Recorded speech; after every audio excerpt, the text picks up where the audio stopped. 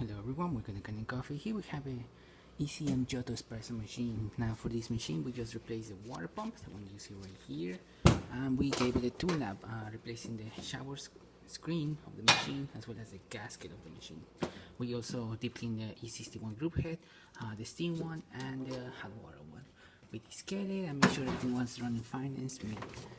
Starting with some hot water to warm up our cup. We're gonna test out this machine and we're gonna do a shot of espresso as well. Hopefully I pick up the right grind sense for this machine, otherwise you're gonna see coffee or coffee better than dripping coming out. This machine doesn't come with a portafilter. We're using a different portafilter. As you can see, it's keeping up pretty good. It probably needs to be a little bit more finer, the grind, to extract a little bit more crema.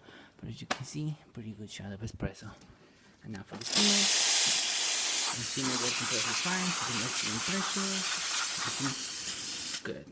And there you have it, ECM Giotto working once again. So thank you for preparing Kanen Coffee. Please subscribe to our channel for more content this every day, and thanks for watching.